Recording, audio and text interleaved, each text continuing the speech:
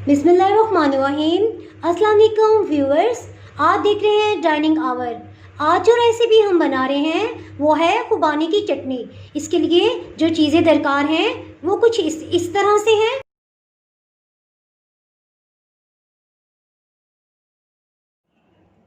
कोश्ता खुश्क खुबानी इसके लिए मैं यूज़ कर रही हूँ, जो कि 200 ग्राम है। और इसको जो है ये 3 घंटे पहले पानी में भिगो दी थी और ये देखने में ट्रांसपेरेंट लुक देती है। इसके बीज भी निकले हुए हैं।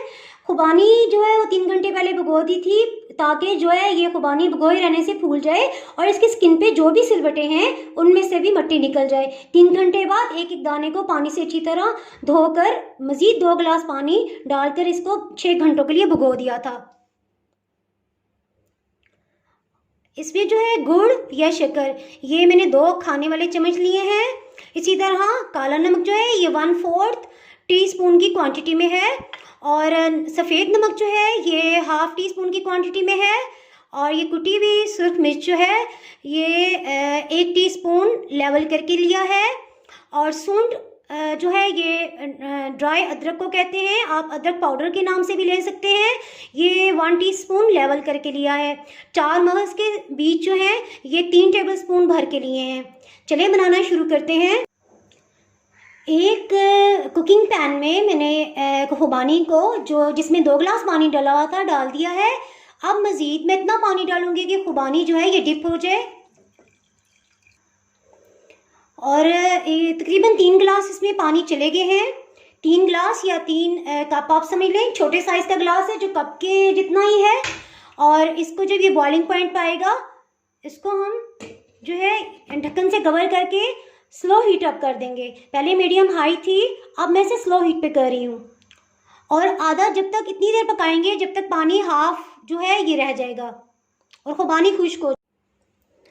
20 मिनट हो गए खुबानी को धीमी आंच पे पकते हुए।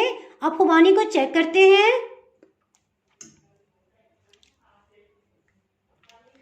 जी गल गई है। चूल्हा जो है वो मैंने ऑफ कर दिया है। अब इसको ठंडा होने पर ग्राइंड कर लेंगे।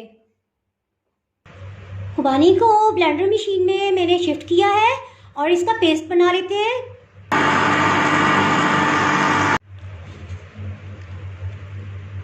खुबानी की मिक्सचर को पैन में डाल देंगे और स्लो हीट पे इसको पकाएंगे। साथ ही सब मसाला जात शामिल कर देंगे,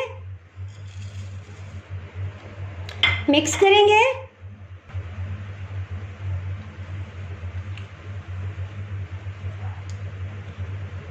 और बिल्कुल स्लो हीट पे इसको गाढ़ा होने तक पकाएंगे। इसमें मैं कोई भी कलर ऐड नहीं कर रही, इसका खुद बहुत खूबसूरत सा कलर है, ओरिजिनल कलर ही हम रखेंगे। मार्केट से जो रेडीमेड खुबानी की चटनी मिलती है उसमें खुबानी का फ्रूट जो है ये कम मिकदार में इस्तेमाल किया जाता है और गाढ़ा करने के लिए इसमें कॉर्नफ्लावर शामिल करते हैं। जबकि अगर आप इस रेसिपी से घर में बनाएं तो बगैर कॉर्नफ्लावर के ज़्यादा खुबानी डालने से आप अपनी फैमिली को हेल्दी फूड आइटम प्रोवाइड कर सकते हैं और किसी भी किस्म के केमिकल और प्रिजर्वेटिव्स भी इस्तेमाल नहीं हुए। बिना कॉर्नफ्लोर के बहुत अच्छे से ये गाढ़ी हो गई है और खुबानी की चटनी तैयार है। इसे सर्विंग बाउल में निकालते हैं। खुबानी की चटनी 2 हफ्ते तक आप इस्तेमाल कर सकते हैं। इसको एयर टाइट ठंडा होने पे एयर टाइट जार में भर लें और खुश्क चम्मच इस्तेमाल करें। पानी वाले चम्मच को इस्तेमाल नहीं करेंगे तो इसको बिल्कुल भी फंगस नहीं लगेगा और ना ही टेस्ट खराब होगा। अगर आपने मेरा चैनल अभी तक सब्सक्राइब नहीं किया तो सब्सक्राइब करें और बेल आइकन दबाना ना भूलें ताकि आपको मेरी वीडियोस बर वक्त मिलती रहें।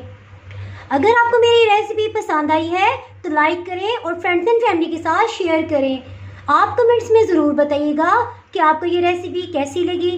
अब इजाज़त चाहती हूँ। अल्लाह हाफिज़।